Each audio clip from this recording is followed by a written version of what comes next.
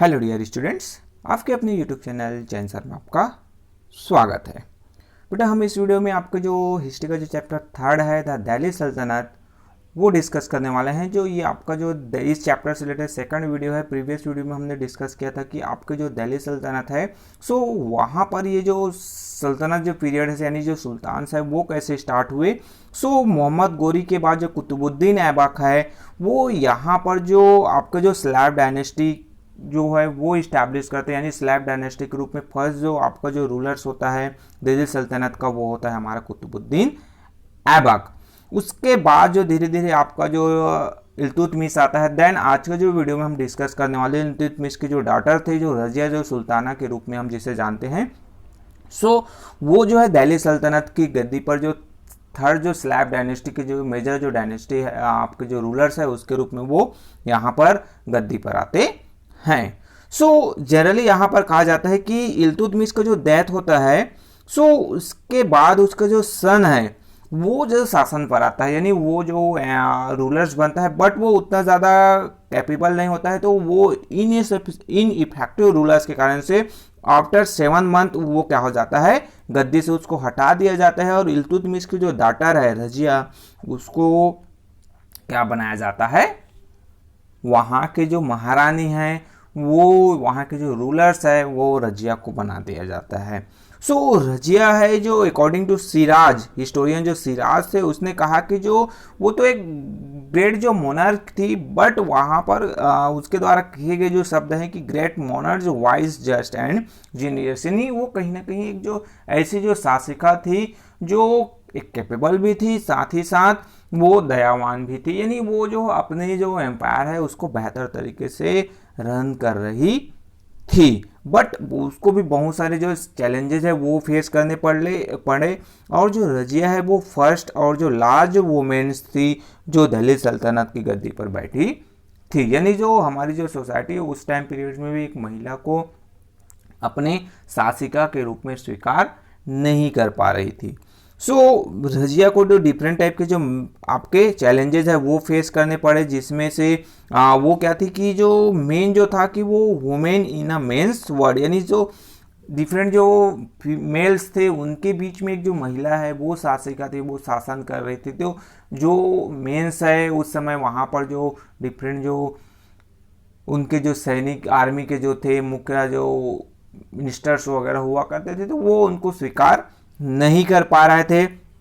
First जो opposition उसको face करना पड़ा वो जो ग्रुप ऑफ 40 जिसके रूप में जाना, जिसमें आपके जो तुर्की जो नोबेल्स थे जो उनको सपोर्ट करते थे, राजा को जो सपोर्ट करते थे, जो मिलिट्री जो लीडर्स थे वो उनको एक्सेप्ट नहीं कर पा रहे थे कि एक जो महिला है वो हम पर शासन कर रही है। सो जिसके कारण से यहाँ पर जो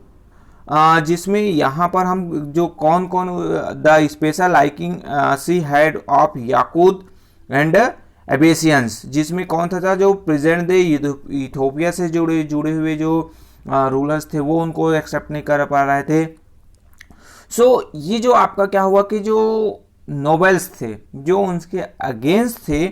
सो ये कहीं ना कहीं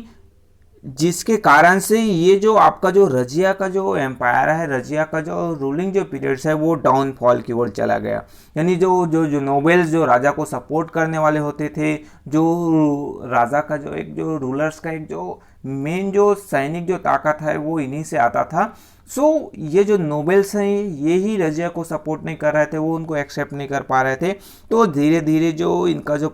एम्पायर है, धीरे जो डायनेस्टी है वो धीरे धीरे पतन की ओर आते जा रहा था। देन हम बात करें रजिया जो रेंजेंस की हम बात करते हैं। सो वो था कि ये जो पीरियड है वो जनरली इनस्टेबिलिटी का था, यानी रजिया का हम उसके जो शासन जो पीरियड्स है हम उसकी बात करते हैं तो यहाँ पर वो जो स्टेबिलिटी जो होना चाहिए, जो स्टेबल जो गवर्नमेंट जो होना चाहिए वो नहीं था। उसके जो यंगर जो ब्रदर्स हैं कौन नसीरुद्दीन वो जो है उनको गद्दी से हटा देते हैं रजिया को और वो जो है कहीं ना कहीं शासन पर आ जाते हैं। बट यहाँ पर नसीरुद्दीन है वो सिर्फ क्या था, नाम का था, उसका जो मेन जो पावर है वो जो उसके जो गार्डियंस थे यानी जो उनके फेवर में थे उनको फाले फोसे थे गैसुद्दीन बलबन उनके हाथों में मेन पावर था और आपका जो नसरुद्दीन है वो नाम मात्रा का था। ये जो 20 ईयर्स जो है गैसुद्दीन जो बलबन है वो नसरुद्दीन के नाम से वहाँ पर शासन करते हैं और नसरुद्दीन का फाइनली जो डेथ है 1266 सी में हो जाता है और बाद में जो गैसुद्दीन जो बलबन है वो अपने आप को वहाँ का राजा जो है वो डिक्लेयर कर देते हैं। यानी गैसुद्दीन बलबन पहले से वहाँ पर जो शासन कर रहा था बट जो नाम था मुखिया था वो कौन था, आपके नसरुद्दीन थे। बट जैसे ही नसरुद्दीन का जो डेथ 1266 में होता है, गैसुद्दीन है वो अपने आप को पूरी तरीके से इंडिपेंडेंट रूलर्स के रूप में घोषित कर देते हैं और फाइनली 1266 से 1286 सी तक जो इन्हीं का जो शासन है यानी अनदर जो 20 ईयर्स इन्हीं का शासन है वो चलता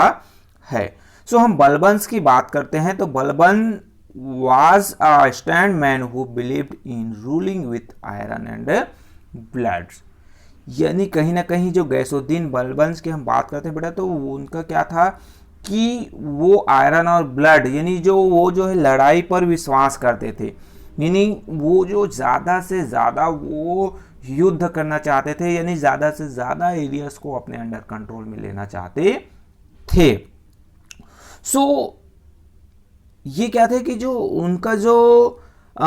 इफेक्टिवली वो प्रोटेक्ट किया अपने आप को। जो मंगोल्स हैं जो बार बार जो इन पर अटैक करते थे उनको वो उसने बेहतर तरीके से प्रोटेक्ट किया। 1241 सी में जो मंगोल्स का जो अटैक हुआ लाहौर में उसको उसने मंगोल्स को उसने हरा दिया। Then Balban's held the Mongols away with a clever mix of force and diplomacy. यानी वो जो डिफरेंट टाइप के जो उनके जो आर्मीज थे उनसे और जो एक जो डिप्लोमेसी होता है कि बेहतर तरीके से जो रणनीति के माध्यम से वो मंगोल्स को बाहर लाहौर से बाहर हटा देते हैं, उनको हरा देते हैं। देन वो अपने प्रोटेक्शन को बेहतर करने के लिए वो क्या करते हैं कि जो फोर्ट्रेस यानी जो फोर्ट्स बनाते हैं यानी किला घेराबंदी करते हैं ताकि जो मंगोल्स या फिर जो दूसरे जो अटैकर्स हैं वो उन पर अटैक ना कर सके। 1260 सी की बात की जाए तो Balban's also entered from Hulagu grandson of Genghis Khan. Then Balban का जो डेथ है 1287 सी में उनका क्या हो जाता है, डेथ हो जाता है। बट देन उसके बाद क्या होता है कि जो उसके जो सक्सीड है उसकी जो गद्दी पर कौन बैठता है तो वो बैठता है आपके उसके जो ग्रैंडसन हैं वो आते हैं। बट वो उतने ज़्यादा क्या नहीं होते हैं, इफेक्टिव नहीं होते हैं या फिर उतने ज़्यादा पावरफुल रूलर्स नहीं होते हैं। So on his death the kingdom weakened leading to the collapse of the slave dynasty. यानी जो धीरे धीरे जो है उनका जो एम्पायर है वो कोलैप्स यानी वो जो उतने ज़्यादा इफेक्टिव रूलर्स नहीं होने उतने पावरफुल नहीं होने कारण से ये जो स्लैब डायनेस्टी है धीरे धीरे डिक्लाइन होने लगता है, पतन की ओर चला जाता है। और फाइनली जो है कुछ समय बाद एक जो दिल्ली सल्तनत पर एक जो नया जो पावर आता है जिसे हम खलजीज के रूप में जानते हैं। यानी जो खलजी जो एम्पायर है वो यहाँ पर स्टार्ट हो जाता है। यहाँ पर कुछ जो यहाँ पर सिल्वर कॉइन्स जो दिखाई दे रहा है जिसे उस टाइम पीरियड में टाका कहा जाता है जिसे बलबन के द्वारा इशू किया गया था। साथ ही साथ यहाँ पर एक जो आपका तवा Balban on the outskirt of Delhi यानी जो ये जो आपका क्या है उसका जो हम हिंदी में बोले तो मठ जो बोलते हैं उसका जो मकबरा टम्ब है उसका जो मकबरा है जहाँ पर उनको दफनाया गया है। ये जो दिल्ली में आपको देखने को मिल जाएगा। ये कुछ जो इम्पोर्टेंट जो आपके जो रूलर्स हुए और इम्पोर्टेंट जो पॉइंट्स रहे जो आपके दिल्ली सल्तनत की जो स्लैब जो डायनेस्टी है उनसे रिलेटेड करता है। नेक्स्ट जो हमारा जो डायनेस्टी आता है बेटा वो है आपका खलजीज। हम खलजीज के बारे में अगर डिस्कस करें हम स्टडी करना चाहें तो खलजीज है वो जो खलजीज जो डायनेस्टी है उसको इस्टेब्लिश करने का श्रेय किसको जाता है, वो जाता है आपका फिरोज शाह को जाता है। वो जो बलबन के जो ग्रैंडसन है उसको वो ख़त्म करते हैं, डेथ का आलम उनको हराते हैं और उसकी जगह पर फिरोज शाह है वो गद्दी पर बैठते हैं। अब ये खलजीज के कहा जाए तो वो कहाँ से आया था, तो जनरली खलजीज को माना जाता है कि अफगान ओरिजिन यानी वो अफगान से आए थे और ये भी जो तुर्की जो ट्राइब्स थे वो जो पहले अफगानिस्तान में आकर वो बस गए थे। सो जैसे ही जो फिरोज शाह है वो शासन पर आता है तो वो जो अपना जो नाम है, अपने आप को वो जो जलालुद्दीन के रूप में जानते हैं, जहाँ पुकारते हैं, यानी वो अपने आप को जो जलालुद्दीन के रूप में लोगों के बीच अपने नाम को चेंज करवा लेते हैं। और वो उस समय जब गद्दी पर आते हैं उस समय उसका जो एज है वो कितना होता है, 70 ईयर्स, यानी 70 साल के 70 ईयर्स के एज में वो जो है आपका जो खिलजी जो डायनेस्टी है उसको इस्टेब्लिश करते हैं। सो ये कहीं ना कहीं ये इतने जो पावरफुल या फिर उतने बेहतर रूलर्स नहीं हुए जिसके कारण से इसको जाना जाए। इसके जो वीकनेस है वो उसको क्रिटिसाइज किया जाता है। द मोस्ट इम्पॉर्टेंट जो इवेंट्स इस टाइम पीरियड्स में हुए वो था कि जो his rule was the attack of Mongols, यानी इसके टाइम पीरियड में भी मंगोल्स हैं वो अटैक करते हैं, और जो जलालुद्दीन है वो कहीं ना कहीं इसके जो अटैक्स है उनसे बहुत ही ज़्यादा इनको नुकसान होता है। बाद में जो इनके ही जो नेफ्यूज हैं जिसका नाम था अलाउद्दीन खलजी, उसके द्वारा इनका जो है क्या कर दिया जाता है, किल्ड कर दिया जाता है, इनको मार दिया जाता है। और वो अलाउद्दीन जो खलजी है वो यहाँ पर शासन में आपके दिल्ली सल्तनत की जो गद्दी है, थ्रोन है, वहाँ पर वो बैठ जाते हैं। नेक्स्ट जो आपका हम बात करें तो अलाउद्दीन खलजीज की हम बात करते हैं तो वो जो 1296 टू 1316 जो सी है सर, आपका जो 1296 से लेकर आपके 1316 के बीच में आपका जो इनका जो टाइम पीरियड्स होता है। सो द 14th सेंचुरी जो अफ्रीकन जो ट्रैवलर्स हैं, इब्न बतूता, वो कहीं ना कहीं आपके अलाउद्दीन खलजी है उसके जो टाइम पीरियड में, उसके जो एम्पायर में वो यहाँ पर रहते हैं। और वो कहते हैं कि जो अलाउद्दीन जो खलजी है वो आपके जो वन ऑफ द बेस्ट जो सुल्तान्स के रूप में, दिल्ली सल्तनत के रूप में हम अलाउद्दीन खलजी को कह सकते हैं, जान सकते हैं, उसको पुकार सकते हैं। अलाउद्दीन जो खलजी है वो एक एम्बिशियस मैन थे, यानी वो चाहते थे कि मैं पूरे विश्व को जीतूं, जैसे अलेक्जेंडर जो ग्रेट है उनकी जो इच्छा थी, और उसने जो अधिकांश जो एरिया है वो विश्व के अपने अंडर कंट्रोल में ले लेते थे। तो वैसे ही अलाउद्दीन खलजी भी पूरे विश्व को विजय करना चाहते थे, विश्व को जीतना चाहते थे, बट वो इसमें सफल नहीं हो पाते हैं। अलाउद्दीन जो खलजी के बारे में आप जो है हम मूवी से रिलेटेड करें तो पद्मावत जो एक मूवी आई थी उसको आप देख सकते हैं। उसी का जो कैरेक्टर है, अलाउद्दीन खलजी का जो कैरेक्टर है, उसको आपके जो मूवीज़ में रणवीर सिंह के द्वारा कैरेक्टराइज करने का प्रयास किया गया है। सो एक मूवीज़ को आप थोड़ा हिस्ट्री के नज़रिए से उस मूवीज़ को एक बार वॉच आउट कर सकते हैं, एक बार देख सकते हैं। सो हम कंक्वेस्ट यानी जो उनके जो डिफरेंट जो विजय अभियान की बात करी, कौन कौन से एरिया को उसने अपने अंडर कंट्रोल में लिया, जीता, तो सबसे फर्स्ट जो इनका जो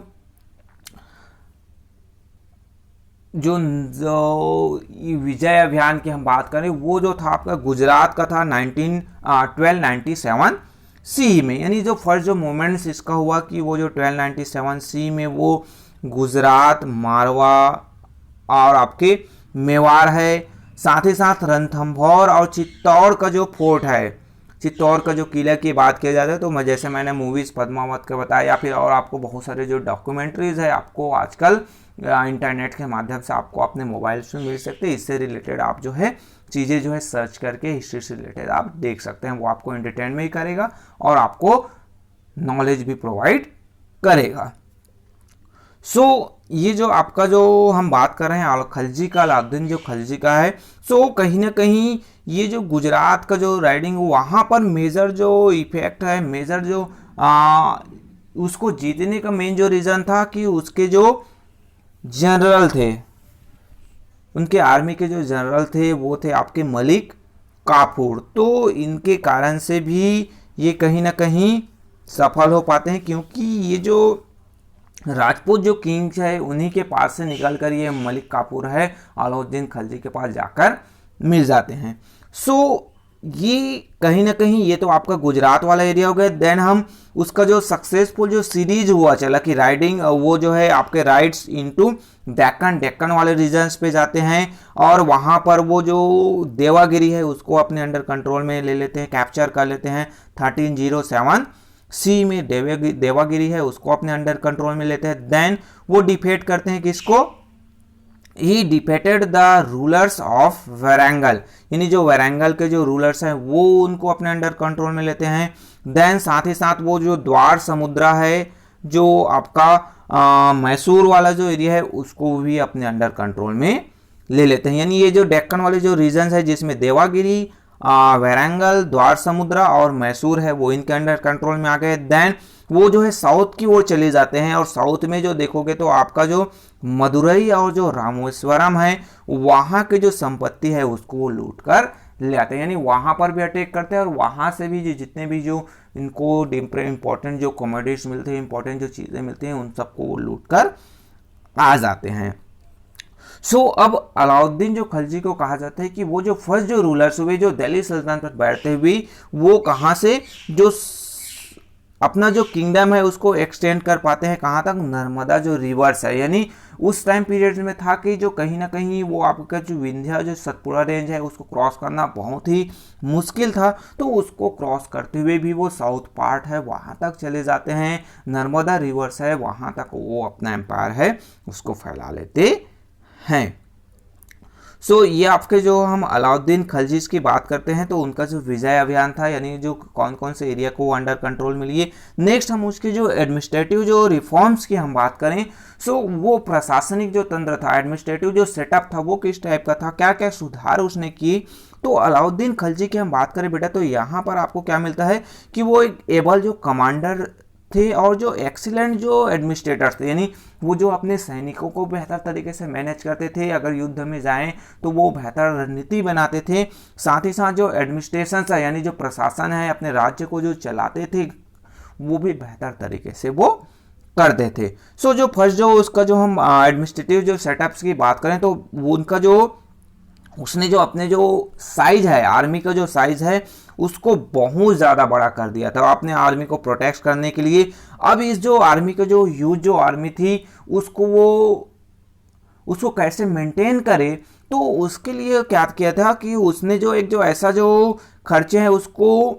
बेहतर करने के लिए एक बेहतर फिक्स जो फाइंड जो एक माध्यम जो रेवेन्यू को इंक्रीज करने के लिए उसने क्या किया कि जो रेंट फ्री जो लैंड होल्डिंग थे, यानी वो अपने जो प्रीस्ट है या फिर जो गवर्नमेंट जो ऑफिसर्स हैं उनको वो जो फ्री जो लैंड टैक्स फ्री जो लैंड दे देते उनको उनसे वापस ले लेते हैं। और जो ऑफिसर्स को कहा जाता है कि वो जो एक्स्ट्रा जो टैक्स जो है कलेक्ट करते थे पेशेंट से, किसान से, उनको वो कलेक्ट ना करे। अब किसान जो है सीधा सीधा जो रेवेन्यू है वो डायरेक्टली जो स्टेट है यानी जो अलाउद्दीन जो खलजी है उनको वो रेवेन्यूज है टैक्स है वो पेड करते थे। और जो टैक्स है जो लैंड रेवेन्यू का जो टैक्स है वो राइज कर देगा, उसको बढ़ा दिया गया। वो कितना हो गया, टोटल जो प्रोड्यूस है टोटल जो प्रोडक्शन होता था उनका जो हाफ जो पार्ट्स है वो किंग को यानी अलाउद्दीन खलजी है उनको पेशेंट किसान है वो पे करते थे। यानी जितना प्रोडक्शन हुआ आपका 100 kg प्रोडक्शन हुआ, सो उसका जो आपका 100 kg का 50 जो kg है वो रूलर्स को पेड करना होता था। यानी हाफ जो प्रोडक्ट्स है उसका जो या तो आप अमाउंट्स के रूप में या फिर आपके प्रोडक्ट्स के रूप में कोई भी जो प्रोड्यूस किए हैं उसका जो आप प्रोडक्ट्स के रूप में या फिर अमाउंट्स के रूप में आप पे करेंगे।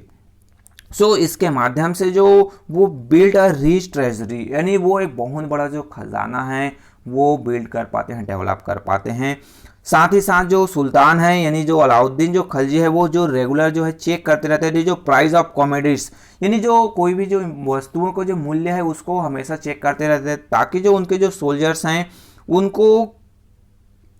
किसी प्रकार का प्रॉब्लम ना हो। उनका जो इनकम है जितना इनकम हो रहा है उतने में ही उनका खर्च है वो बेहतर हो सके, इतना जो प्राइस है वो उसका इंक्रीज नहीं हो। जैसे अभी के दौर में हम जो देखते हैं आपका जो पेट्रोल डीजल आपके जो कैरोसिन या फिर जो डिफरेंट जो हम जो कमोडिटीज यूज़ करते हैं आपके वेजिटेबल्स हैं, ऑयल्स हैं,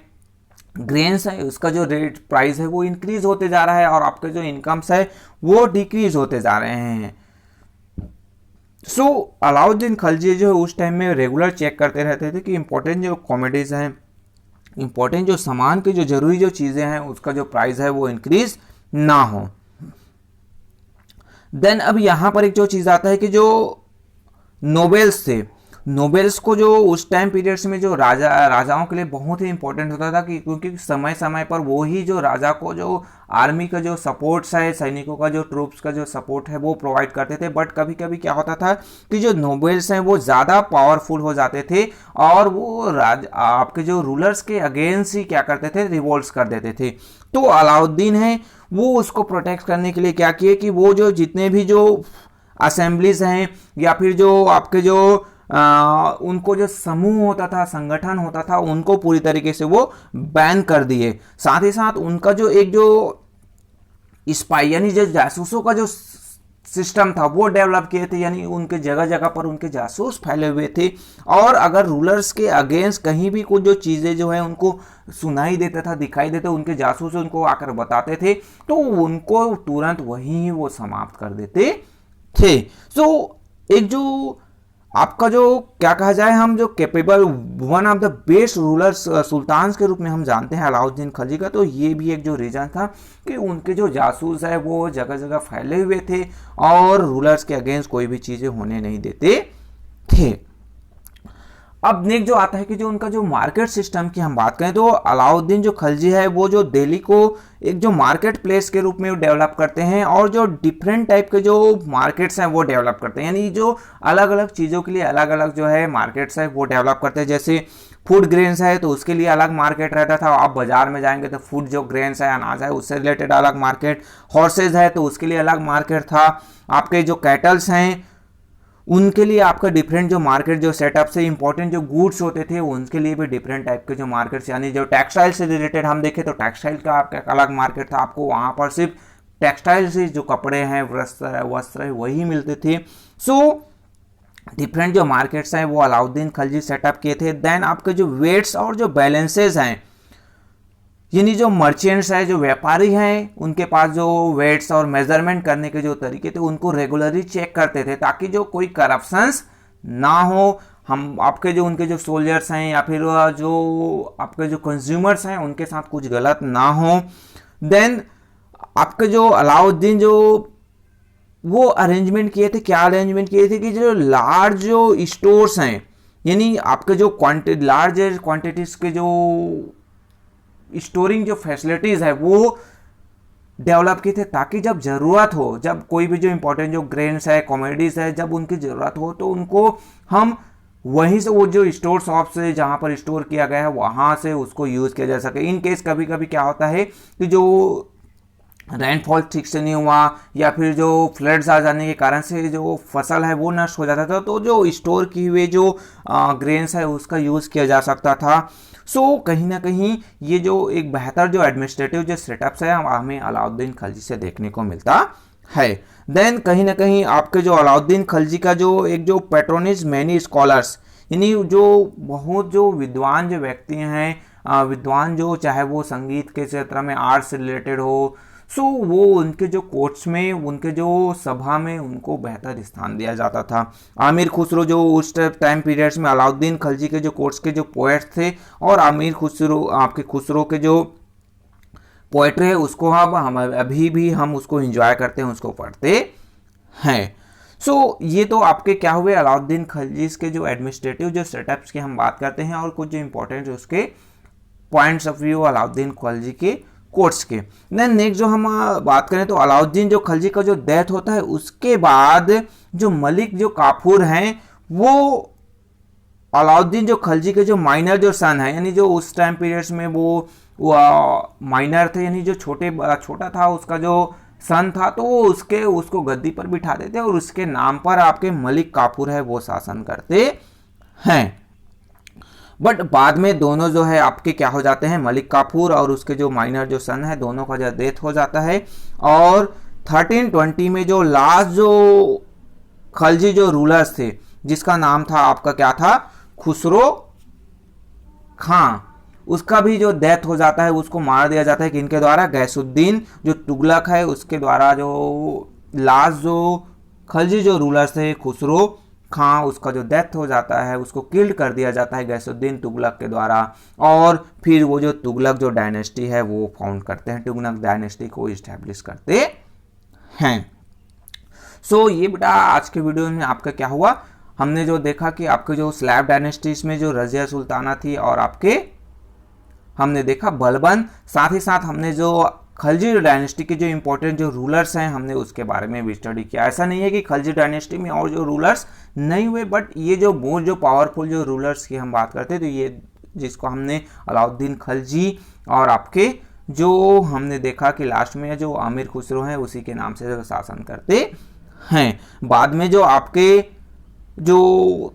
तुगलक जो डायनेस्टी है जो इस्टेब्लिश किया जाता है गैसुद्दीन तुगलक का, तो इसके बारे में तुगलक हैं उसके बारे में हम जो नेक्स्ट जो वीडियोज है वहाँ पर स्टडी करेंगे। सो ओके बेटा, थैंक यू। अगर वीडियो पसंद आए तो प्लीज़ शेयर ज़रूर कीजिए अपने दोस्तों के साथ, लाइक कीजिए, और अभी तक अपने चैनल को सब्सक्राइब नहीं किया है तो सब्सक्राइब ज़रूर कीजिए। So okay, thank you.